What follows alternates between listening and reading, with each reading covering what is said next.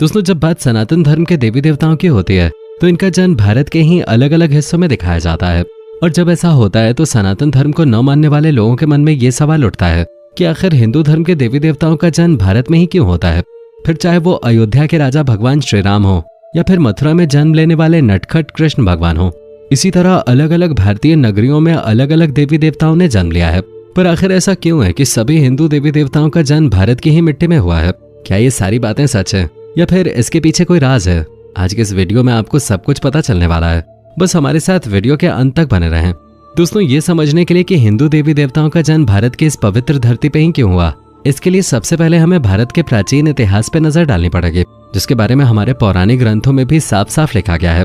सबसे पहले तो हम आपको ये बता दें कि भारत का जो स्वरूप आज हम देख रहे हैं और इसे देखकर हमें ऐसा महसूस होता है कि भारत सिर्फ इतना ही बड़ा है, तो आप बहुत बड़ी गलतफहमी में हैं, क्योंकि आज से सालों पहले भारत ऐसा बिल्कुल भी नहीं था।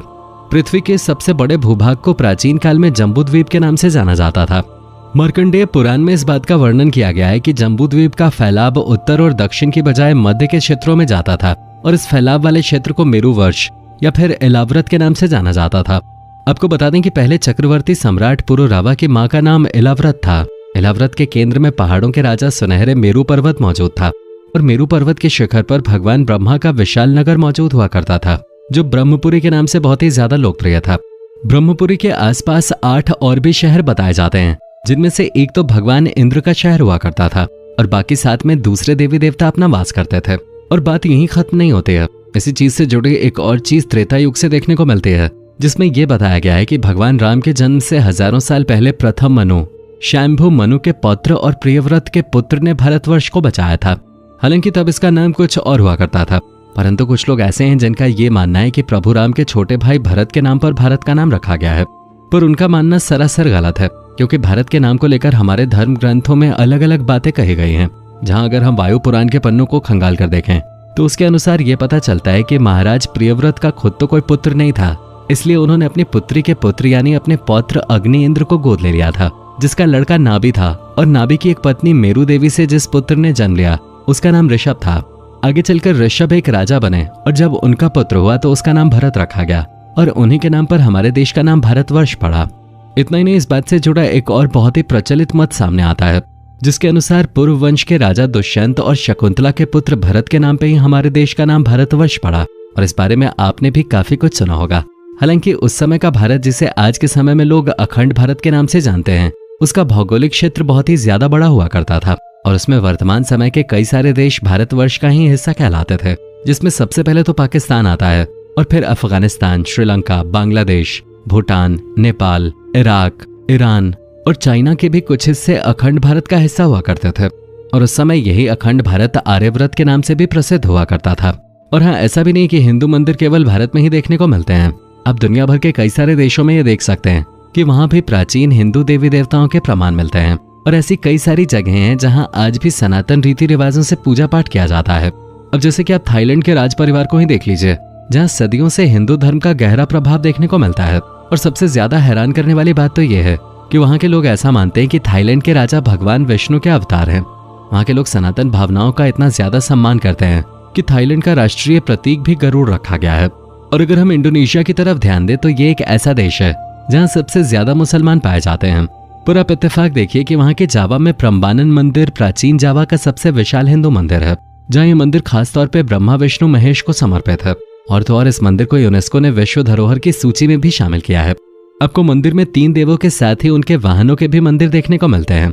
और ऐसा माना जाता है कि इस मंदिर का निर्माण 9वीं सदी के आसपास किया गया था। और सैर सपाटे के लिए सबसे खूबसूरत जगहों में से एक माने जाने वाले बाली में भी आपको पुरातमन सरस्वती मंदिर और जावा में स्थित सिंगसरी शिव मंदिर भी मिल जाएंगे, जो इस बात का प्रमाण है कि अखंड भारत काफी दूर तक फैला हुआ था और हिंदू धर्म की नींव केवल उस भारत से नहीं निकली है जैसा हमें आज देखने को मिलता है।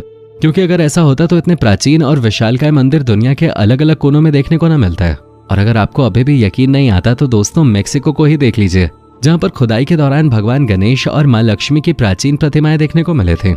जानकारों का कहना है कि मेक्सिको शब्द संस्कृत के मक्षिका शब्द से ही आता है और मेक्सिको में आपको ऐसे हजारों प्रमाण देखने को मिल जाएंगे जिनसे ये बात साबित होती है कि हिंदू धर्म की पहुंच मेक्सिको तक भी फैले हुए थे। तभी तो वहाँ इतनी अनोखी सनातन धर्म से जुड़ी चीजें देखने को मिलती हैं जो किसी भी जगह पर तब तक नहीं देखी जा सकती जब तक वहां उस धर्म का फैलाव न हुआ हो।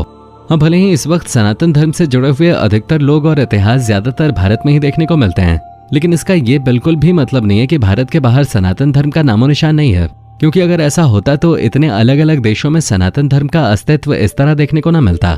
जैसे कि स्पेन में हजारों साल पुराना एक मंदिर है जिसमें भगवान विष्णु की प्रतिमा देखने को मिलती है। और दोस्तों, कुछ ही सालों पहले रूस में भी भगवान विष्णु की मूर्तियां मिली थी, और इतिहासकारों की माने तो उन मूर्तियों की जांच करने पर पता चला कि वो 7वीं से 10वीं शताब्दी के बीच की थी।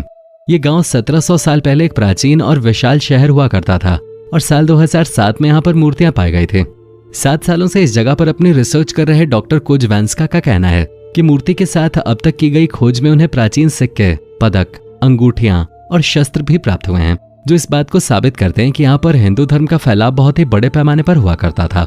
और अगर हम कंबोडिया की तरफ रुख करें तो यहाँ पर हमें हिंदू और बौद्ध मंदिर देखने को मिलते हैं, जो इस बात का जीता जागता सबूत है कि कभी यहाँ भी हिंदू धर्म अपने चरम पे हुआ करता था। ये भी माना जाता है कि पहली सदी में कौंडिन्य नामक एक ब्राह्मण ने हिंद चीन में हिंदू राज्य की स्थापना की थी, और इन्हीं के नाम पर कंबोडिया बना। हालांकि कंबोडिया की प्राचीन दंत कथाओं के अनुसार इस उपनिवेश की नींव आर्य देश के राजा कंभू स्वयंभू ने डाली थी, जो एक बहुत ही बड़े शिव भक्त हुआ करते थे। अब इन सारी चीजों को जानने के बाद आपको समझ में आ गया होगा कि मेक्सिको से लेकर स्पेन, कंबोडिया, इंडोनेशिया जैसी अलग अलग जगहों में आपको सनातन धर्म की जड़ें देखने को मिल सकती हैं, जो इस सवाल को सिरे से खारिज कर देती हैं कि भारत में ही हिंदू धर्म के देवी देवताओं का जन्म हुआ था।